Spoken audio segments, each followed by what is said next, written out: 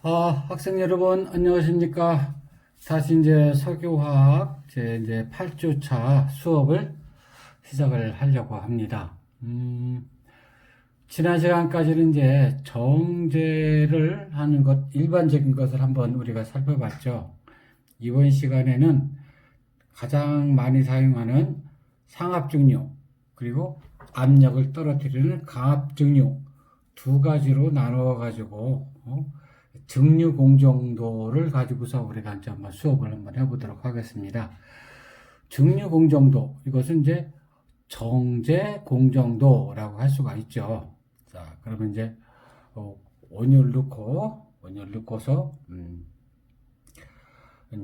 넣고서 이제 정제를 시작하죠. 정제를 시작해가지고서 가장 이제 비등점이 낮은 온도에서 날아가는 녀석이 쭉 여기 이제 트레이를 거쳐가지고서 트레이 위에는 이제 지금 그림에는 생략을 했지만은 트레이 위에 버블캡이 나 있죠. 지난 시간에 했던 것처럼 버블 캡을 빠져나오면서 응축된 것 들어온 액상으로다가 빠지고 요 위에 부분은 이제 가스상 물질이죠. 가스상 물질이 상부층을 통해서 날아갑니다. 여기 이제 컨덴서가 있고 실제로다가 모든 화학 탱크에는 다 컨덴서가 있어요. 컨덴서가 없는 것은 없습니다. 그래서 또 컨덴서를 통해 가지고 아니면 컨덴서 자체에 환류 장치가 같이 붙어 있는 경우도 있고 아니면은 컨덴서를 통해서 이제 환류 탱크를 통해서 분리하는 경우도 있죠. 그러면 이제 보통 여기에서는 메탄서부터 시작해가지고 탄소수 5개, 6개까지 다 쉽게 가스가 돼서 옵니다. 이 정도로 올라오면은, 그 다음에 가스로 주로 탄소수 1개에서부터 6개 사이가 있는데, 보통, 컨덴서를 통하면서 탄소수 5개 되는 것, 펜탄 정도 되는 거죠. 펜탄 같은 경우는 상온, 한 15도씨 정도에서 15도, 18도씨에서는 액체지만, 그 이하에서는 액체지만 18도씨 넘어가면 이제 가스 상태로 변하죠. 그런 것들을 탄소수 5개, 6개 이런 것들은 이제 탱크를 통해서 액상이 된 것은 다시 떨어지고 그 이외에도 이제 가스 상태를 유지하고 있는 것은 액화 석유가스로 생산이 되겠죠. 그래서 이것을 갖다가 리퀴드화된 액화된 석유 가스입니다. 프로판 가스 아니죠. 액화가스. 여러분들이 우리가 가정에서 쓰는 것은 프로판 가스라고 하고 탄소수 3개짜리고 이것은 탄소수 1개에서부터 4개 사이의 LPG, 액화 석유가스입니다. 그러나 주성분은 보통 메탄, 에탄올 주성분을 하고 있죠. 그래서 액화가스가 나오죠. 그 다음에 환류 탱크를 통해서 다시 또 이 안에 들어있는 탄소수 1개에서부터 4개 사이를 다시 분류하고 환류 탱크를 통해서 순수한 액화 석유가스를 생산하게 되겠죠. 자, 환류 탱크를 통해서 이제 그 위에도 탄소수가 6개짜리도 있고 10개짜리도 혹시 들어있는 것들은 다시 경질 나프타로다가 해서 분류를 해서 우리가 석유 화학공업의 원료가 됩니다. 미드 오브 페트로리움이죠. 그래서 경질 나프타로 분류가 되죠. 그 다음에 이제 탄소수가 작은 것들 6개에서부터 10개 사이 또 11개에서부터 16개 사이 해가지고서 중질 나프타 등유 보통 탄소수 8개에서부터 16개 사이 경질 경유 탄소수 12개에서부터 18개 사이에 경질 경유 그 다음에 중질 경유 등을 이제 분리해서 정제를 하게 되죠.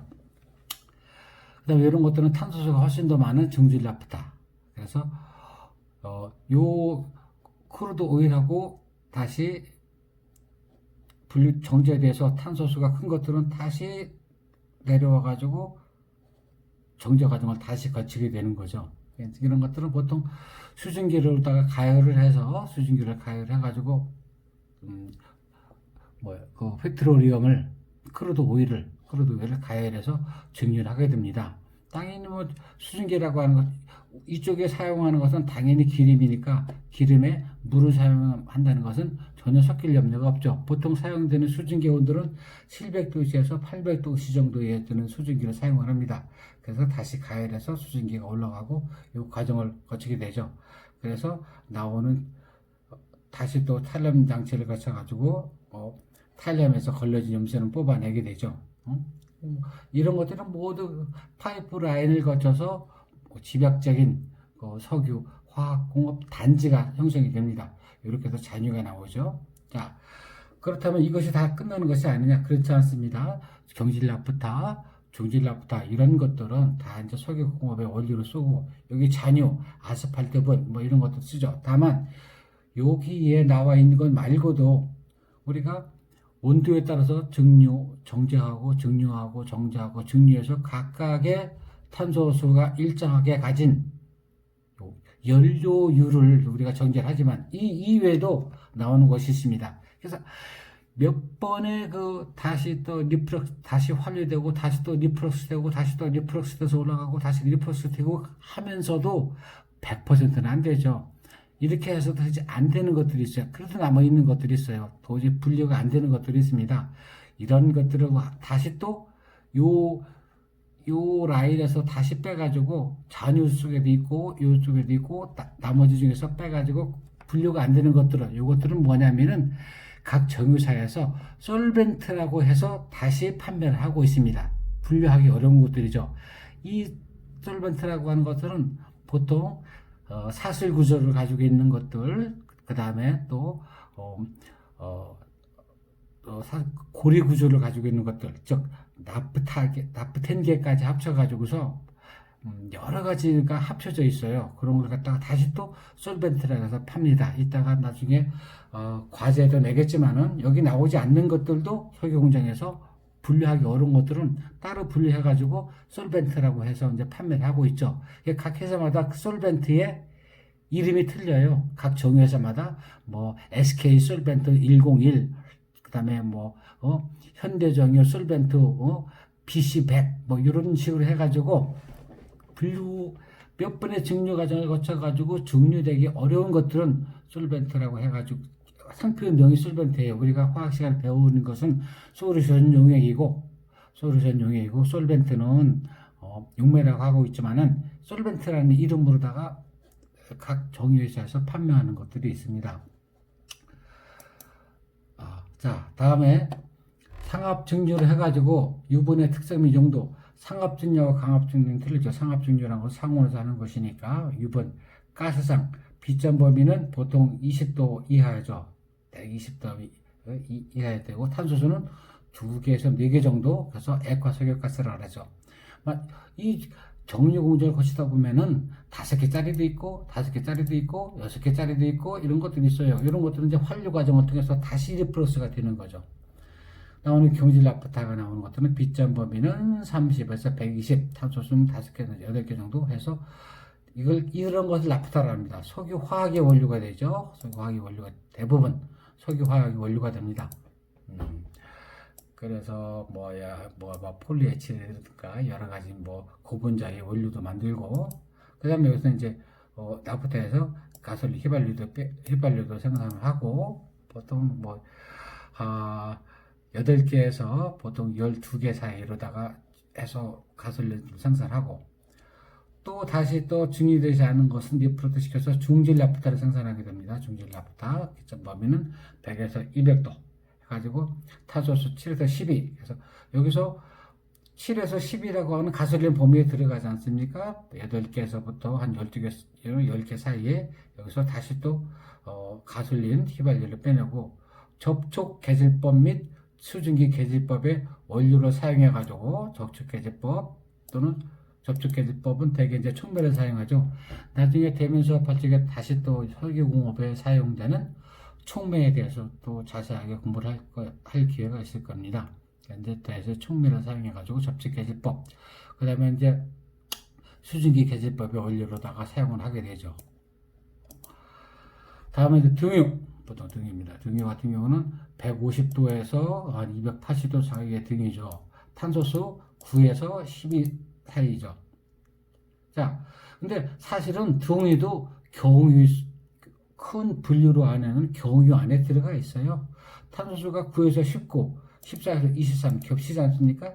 다만 등유는 등유를 그러니까 불을 켜기 위해서 등유를 사용하기에는 탄소수가 20이 넘어가면은 그을음이 상당히 납니다. 즉 산화되지 않은 탄소 알맹이가 그을음이지 않습니까? 그러니까 탄소수를 확 줄인 거죠. 이거 등유로 사용합니다. 등유 사용하고 제트라든가 트랙터 가정용 연료 또는 뭐 일부 용매로 사용한다고 하는데 다 용매로 사용할 수가 있어요. 다 용매로 사용할 수가 있는데 용매로 사용하는 부분이 많죠. 등유 같은 경우에는. 그다음에 제트요.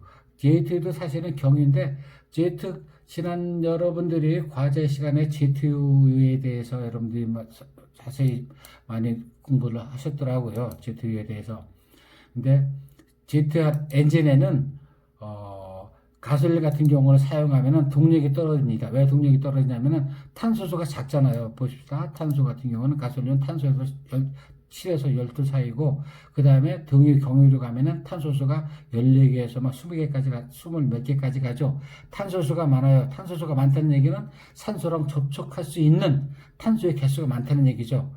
탄소량이 많으면은 더 탄소와 반응을 해가지고 더 많은 에너지를 우리가 보장할 수가 있죠. 그래서 이런 경우에는 보통 제트유 같은 경우에는 가스를 사용하지 않고 탄소수가 더 많은 경유 계통을 사용을 합니다.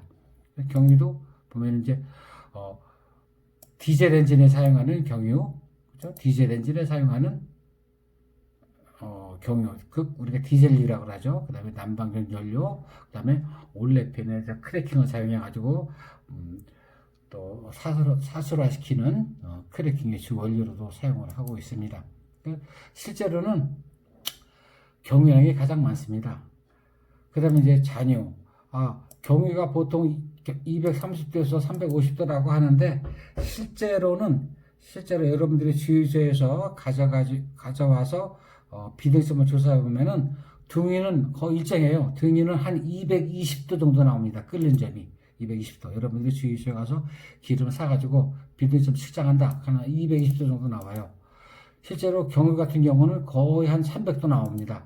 등유하고 경유의 차이가, 탄소수의 차이가 그 정도로, 한 온도로 치면 한 50도 내지 80도 정도 비등점의 차이가 납니다. 요 탄소수 차이가 그러죠. 잔유 같은 경우는 300도 이상 정도 되는데, 보통 보면은 300도 이상 하는데, 우리가 쓰는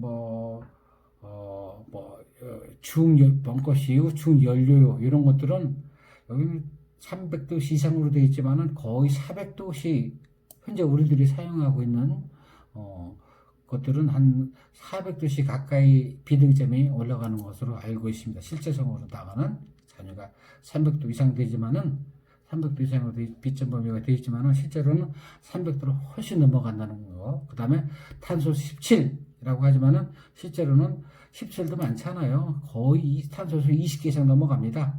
40개는 넘어가지 않고요. 40도 이상 넘어가면 이제 거의 파라핀, 왁스가 되겠죠. 그래서 17 탄소, 여기 17이라고 되어 있지만 실제로는 17세부터 시작을 해요. 그렇지만은 탄소수 17, 18 이 정도는 그다지 많지 않다는 것. 그렇죠? 그 다음에 이제 그 다음에 이제 감압중이라고 봅시다. 감압중요.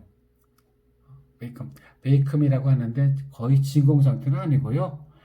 압력을 훨씬 떨어뜨리죠. 압력을 훨씬 떨어뜨리면은 분류가 훨씬 더 잘 됩니다. 그 다음에 또 대신 이제 에너지는 들어가죠. 감압시키기 위해서는 에너지가 들어가는데, 왜 그러냐면 아까 지난 요 전 단계에서 본 것처럼 실제로는 경유라든가 잔유라든 것이 250도, 300도, 350도 이렇게 비점이 올라가잖아요. 그러면은 운전할 때 자체가 고열이기 때문에 운전해도 힘들어요. 정제 과정이 힘듭니다.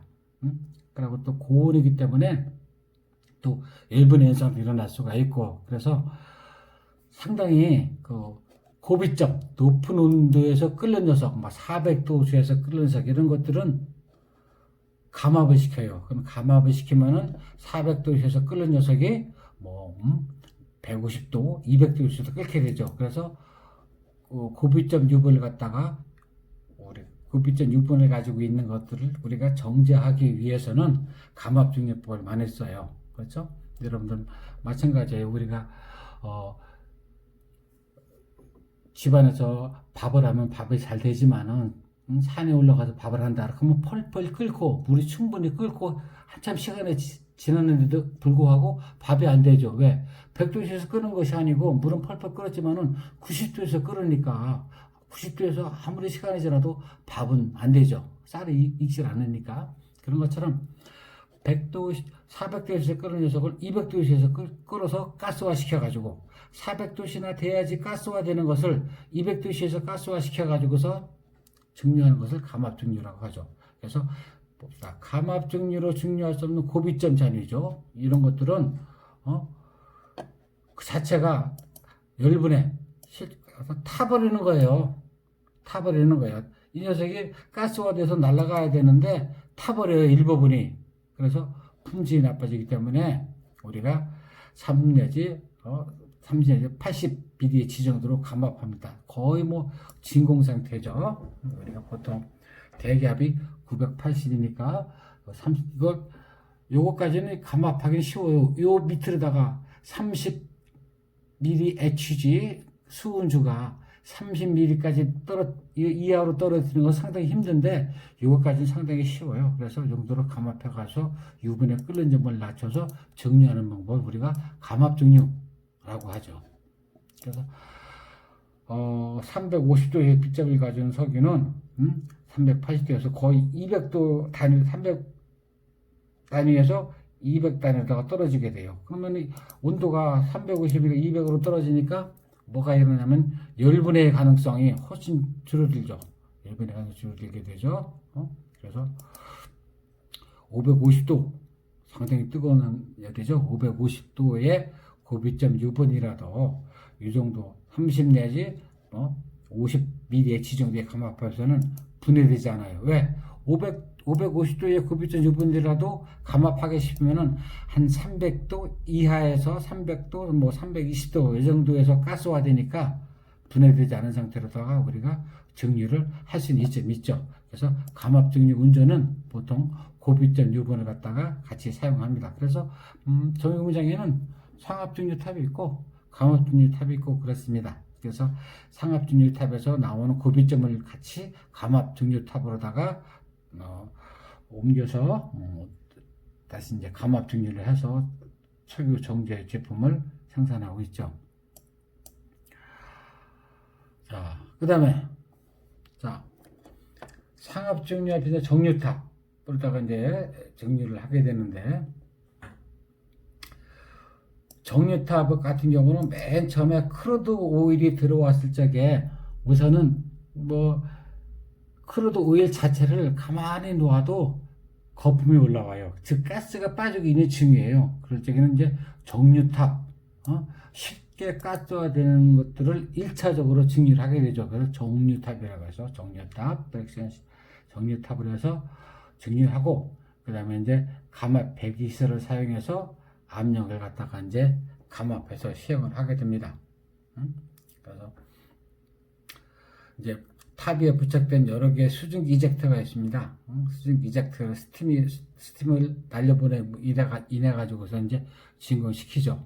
근데 감압 중유탑에서 아까 말씀드린 것처럼 트레이의 간격이 너무 작아요.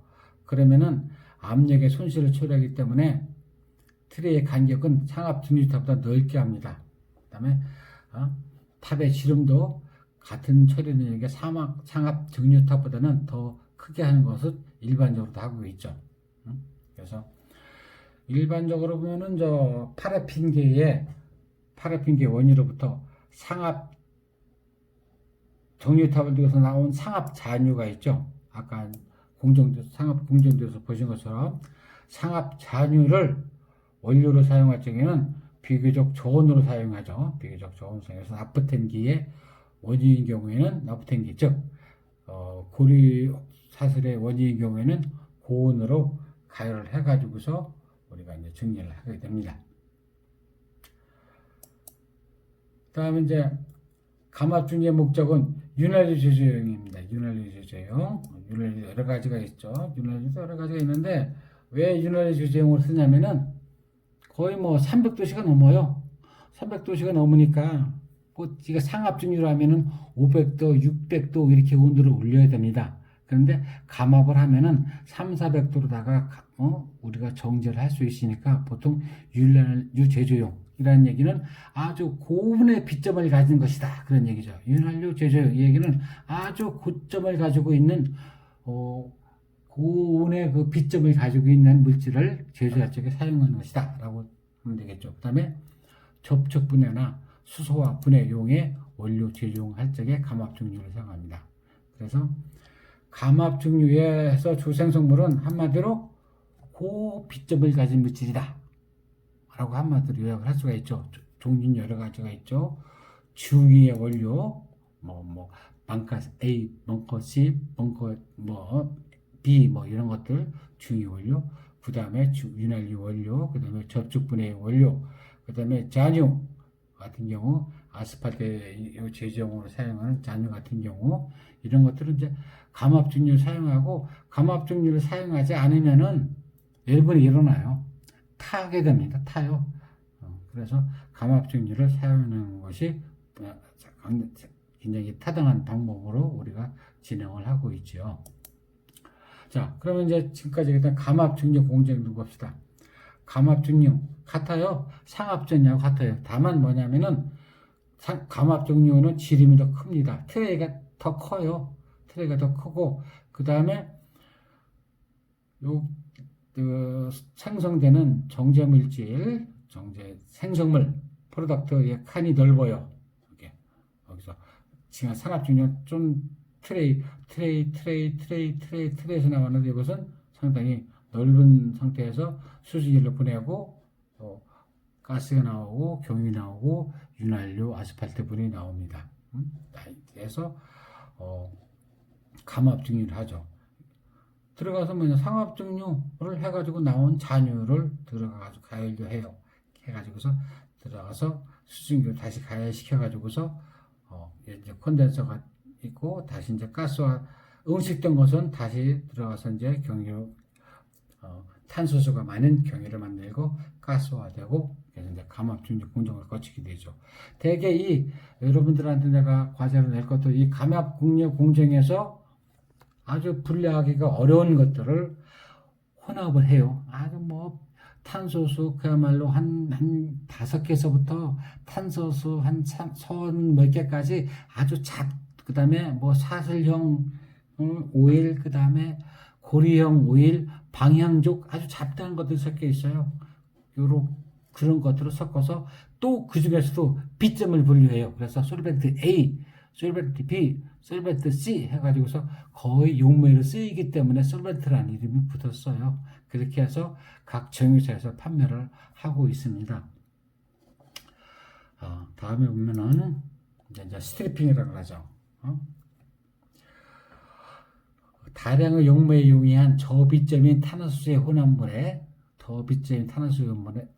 수증기를 불어넣어서 분리하는 조작이죠. 이제 스트레퍼라고 하죠. 꼭 벗겨내는 것은 아닌데, 이렇게 그 혼합물을 갖다가 분류하는 탑을 갖다가 모든 화학 공정에서 스트리퍼 탑이라고 그래요. 꼭 종이 공정에서만 쓰는 것이 아니고, 이렇게 다시 한번 우리가 분리 조작한 수증기뿐만이 아니고 이렇게 다시 한번 분리하는 조작을 스트리퍼 탑이라고 그래요. 스트리퍼 탑이라고 그래요. 스트리핑이라고 하는 것은 종이 공장만 있는 것이 아니고 스트리퍼 타워라고 합니다. 이 장치를 스트리퍼라고 하죠. 등유. 그죠? 탄소수가 보통 16개 이하죠. 경유 20개까지도 있죠. 이러한 유분이라든가 감압증유의 윤활 유분은 저비점 유분을 용해하고 있습니다. 이것을 제거하는 데 스트리핑을 사용하고 있습니다. 저비점 유분. 윤활유 유분에 저비점 유분이 있으면 안 돼요. 윤활유라는 것은 고비점 유분이 있어가지고 윤활유의 기능을 해야 돼요. 이를테면 윤활유로 사용하는 것은 냉각의 효과도 있어야 돼요. 그리고 쉽게 날아가면 안 됩니다. 윤활유 뿌려놨는데 한 1, 2분 있다 날아갔다. 이러면 안 되죠.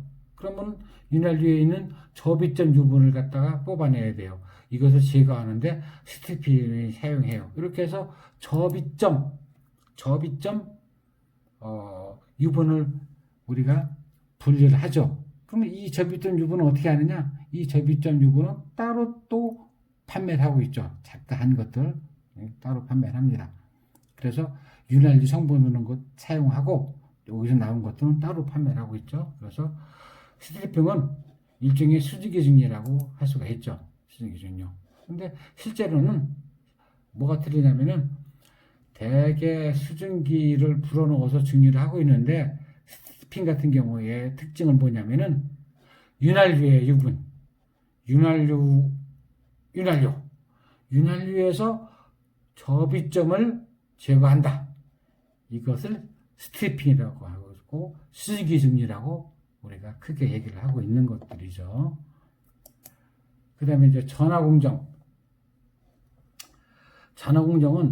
약간 화학공업과 석유화학공업은 아니지만은 석유화학공업 쪽으로 살짝 넘어가는 프로세스라고 할 수가 있습니다. 전화공정. 부가가치가 적은 유분을 여러 방법으로 화학적 변환을 시키는 거예요. 그러나 화학공업은 아닙니다. 석유 정제공업이에요. 화학적 변화를 하지만 이 화학적 변화가 뭐 물질의 구조를 완전히 뭐 바꾼다든가 아니면 고분자화 시킨다든가 이런 것들은 아니기 때문에 다만 이제 분자수를 좀 깬다든가 이런 방법을 통해서 화학적 변화라고 할 수가 있죠. 화학 변환이죠. 그래서 우수한 새로운 제품, 이 말 잘, 우수한 석유 제품, 즉 부가가치가 높은 석유 제품으로 만드는 조작을 갖다가 전화공정으로 합니다. 전화의 필요성, 상업 증류로부터 직류 가솔린만으로는 공급량이 훨씬 부족해서 가솔린 수요에 못 미친다. 그죠? 가솔린이 많이 필요하다. 그러면 가솔린 같은 경우는 보통 탄소수 8개부터 시작하니까 경유 같은 경우에 6개짜리를 전화 공정을 틀어서 8개로 만들어요. 탄소수 16개를 뭐 8개짜리를 만들고 10개짜리를 만들죠. 그래서 이렇게 부가가치가 더 높은 새로운 석유 제품으로 만드는 거죠. 그래서 항공기라든가 자동차가 발달함에 따라서 고옥탄가의 가솔린 수요가 급격히 증가했다. 그러면 경유를 가지고 또는 경유 같은 경우도 상당히 좀 부가가치가 높으니까 부가가치가 적은 거, 중질, 잔유 이런 것들, 부가가치가 낮은 물질들 같이 이런 것들을 갖다가 부가가치가 큰 제품으로다가 만드는 것들을 그럽니다. 그래서 석유 정제 공정이 주 공정이에요. 70% 이상을 차지한다 그러죠. 부가가치가 높은 것을 생산하는 것. 여러분들한테 말씀드린 것처럼 우리나라에서는 석유 한방을 나지 않지만 우리나라가 석유 수출이 얼마 전까지만 해도 반도체를 뛰어넘는 석유 수출이 우리 수출량의 제1위를 차지하고 있어요. 가장 컸어요. 그래서 우리나라 석유 한방을 나지 않는 국가에서 석유 정제 공정을 거쳐서 10% 이상 차지한다 했잖아요. 주공정이 70% 이상을 차지하죠. 그래서 이러한 우리가 공정을 거쳐가지고서 석유를 수출했어요. 석유를 수출한 게 아니고 석유 화학공업 물질, 석유 정제 물질 이런 것들을 수출하게 됐죠. 그다음에 전화공정의 종류가 있습니다. 전화공정에 보면은 가장 많이 쓰는 것이 크래킹이에요. 크래킹. 깬다 그러죠. 분해법. 열분해법. 그 다음에 접촉분해법, 수증기분해법, 수소분리법. 이거 가장 많이 쓰는 거예요. 분해법이. 열분해법, 접촉분해법, 수증기분해법, 수소분해법. 이거 꼭 알아두세요. 열분해법, 분해법이 있다. 네 가지가 있다. 다시 또 자, 계지법, 리포밍 시킨다 그러죠. 열계지법, 접촉계지법, 수증계지법. 접촉분해법과 접촉분해법과 접촉계지법은 우리가 이제 촉매를 사용하게 됩니다. 그다음에 이제 이성화법, 아이소머리게이션을 시킨다든가, 그다음에 이제 탄소수를 늘린다든가, 알킬기를 더 붙여요. 알킬화법, 그다음에 이제 탄소수를 길게 만드는 중화법. 그러니까 여러분도 배웠을 거예요. 뭐 폴리머리제이션, 폴리화 시킨다는 얘기죠. 폴리화 시킨다는 얘기. 이제 전화공정을 이렇게 나눌 수가 있습니다. 자, 다음 볼까요? 이제 열분해법. 연분해법, 서마이 크래킹이라고 하죠. 가솔린 생산을 증대시키기 위하여 사용된 최초의 전용 공정이에요. 예전에는 맨 처음 우리가 석유를 맨 처음에 사용하게 된 것은 연료로 사용하게 됐습니다. 연료. 근데 가솔린을 사용하게 됐죠. 가솔린.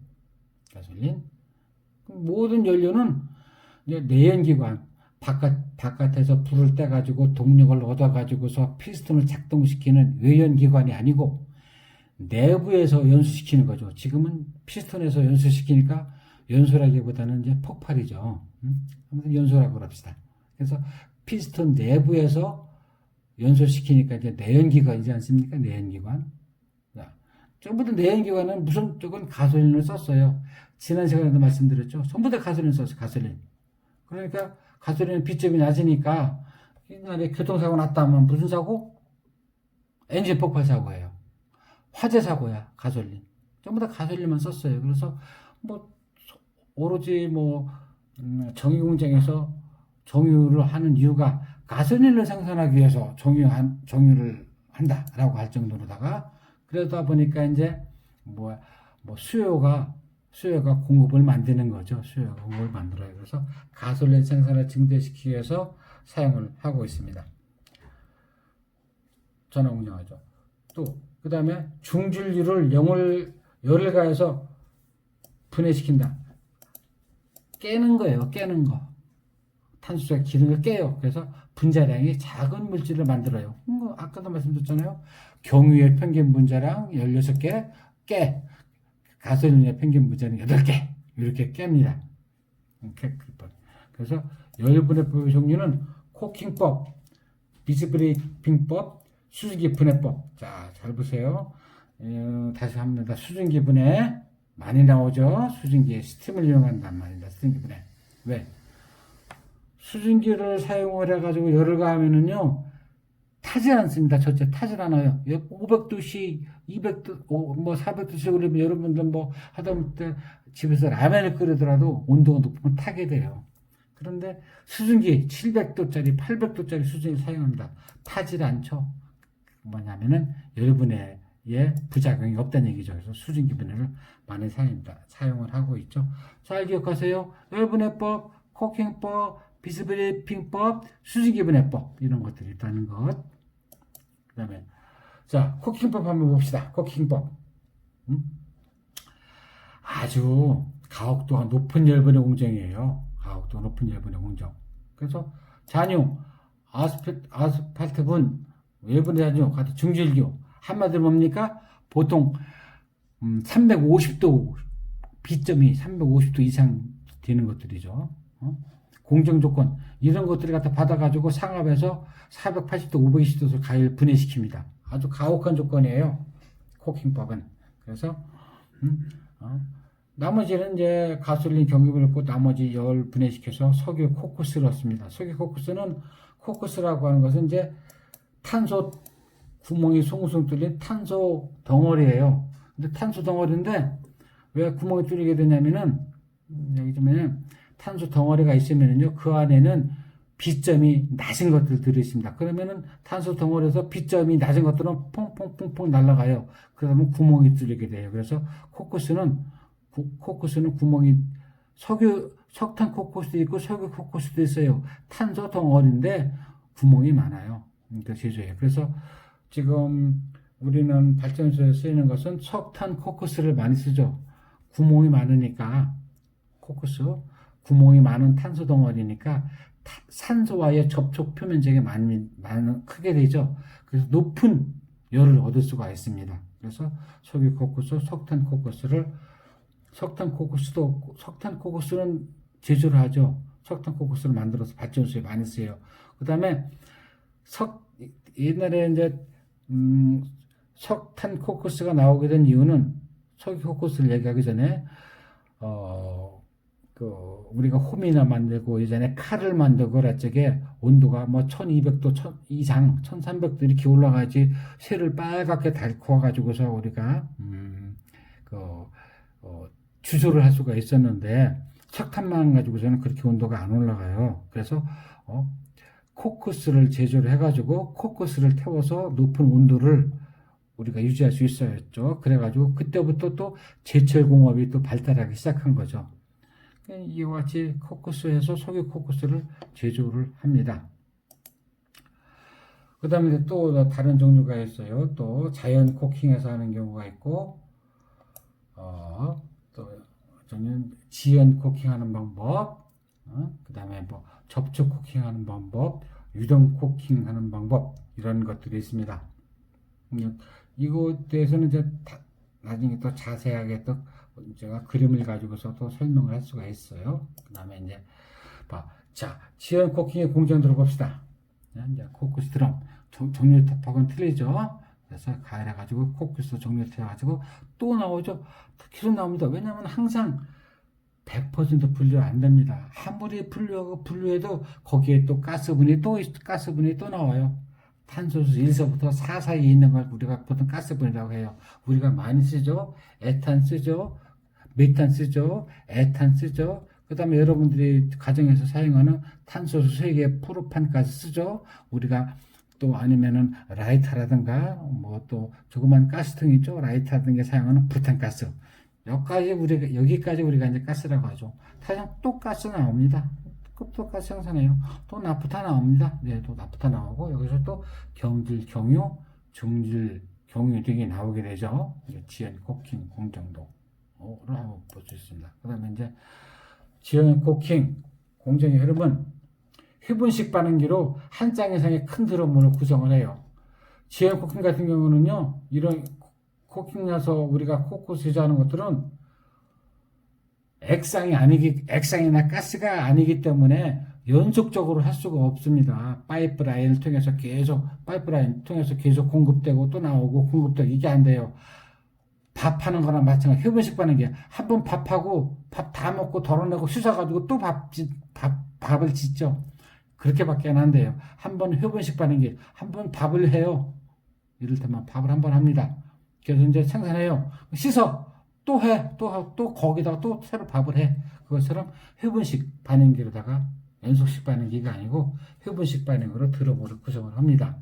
이제 코코스는 드럼에서 서서히 생성됩니다. 그래서 코코스는 드럼에서 이제 수증기를 수선한 다음 코코스를 이제 고압의 워러젯이라고 그러죠. 워러젯은 200기압의 워러젯이라고 하면은 그야말로다가 이것이 얇은 물집기로 나오면은 손가락도 잘라져요. 손가락도 잘라질 정도로다가 워러젯으로다가 코코스를 제거하죠. 그 다음에 나온 열분의 물은 중력탑에서 다시 가스, 나프타 이런 것들이 분리되고 조업적 것은 아주 아주 가혹하죠. 500도씩 올라가고 낮은 온도에서 좁은 부드러운 스펀지형 구멍이 엄청 작은 코코스가 제조가 돼요. 부드럽다. 구멍이 작아요. 아주 구멍이 작은 것이 아주 수십억 개가 있죠. 부드러운 구멍, 그 스펀지형 코코스이고 높은 온도에서 제업하면은 그러면은 뭐냐면은 구멍이 커요. 높은 온도라면은 그래서 또 왜냐면은 낮은 온도의 제업은 낮은 온도에서는 가스가 조금만 가스가 조금씩 날아가는 거고 높은 온도에서는 가스가 팍팍 날아가게 되죠. 그러면은 구멍이 큰 그 부드럽지 않은 그러한 코코스가 되고 그 다음에 팍팍 날아가니까 날아간 비점이 낮은 것들이 팍팍 날아가 버리니까 가스가 형성되고 그렇기 때문에 액체 생성물은 적게 나오게 됩니다. 그래서 지연 코킹 코코스 종류 보면은 이제 탄환형 코코스, 탄환형 코코스가 됩니다. 모양이에요, 모양. 여러분들 보면은 이제 우리가 이를테면 이렇게 하면 돼요. 나무를 태워서 숯을 만드는 것처럼 이제 석유를 가혹한 조건에 태워서 코코스를 만든다. 이렇게 생각하면 되겠네요. 그래서 모양이 틀려지게 됩니다. 조건에 따라서 탄환형 코코스가 생기게 되고 침상형 코코스가 생기게 되고 그 다음에 자연 스펀지형 코코스가 생기게 되죠. 당연히 다공성이니까 표면적이 넓게 되죠. 여러분들 다공성 활성탄 여러분들 많이 집에서도 정수기도 쓰고 그럴 거예요. 활성탄 1g이 가지고 있는 표면적은 보통 축구장 넓이보다도 넓어요. 1g. 활성탄 1g 가지고 있는 표면적을 다 펴면은 축구장보다도 넓습니다. 보통 1200제곱미터 정도 되거든요. 아주 구수한 것들은 1500제곱미터 정도까지 돼요. 그럼 그 알갱이 속에 무수한 구멍이 있어서 그 무수한 구멍의 표면을 다 펴게 되면은 축구장보다 넓어요. 그래서 다공성이기 때문에 표면이 넓게 되죠.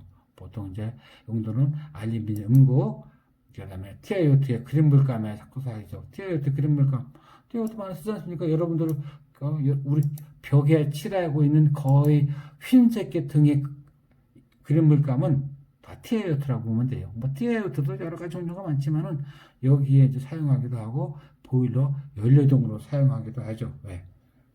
다공성이기 때문에 표면적이 넓다, 산소와의 접촉 면적이 크다. 그러므로 우수한 연령을 보장하기 때문에 그렇습니다. 그래서 오늘까지는 이렇게 지연 코킹 코커스까지만 하고 다음 시간에는 또 이제 또 다른 코커스의 모양, 그 다음에 다른 종류의 코킹을 가지고서 여러분들과 같이 수업을 하도록 하겠습니다. 자, 여러분들 수고하셨습니다.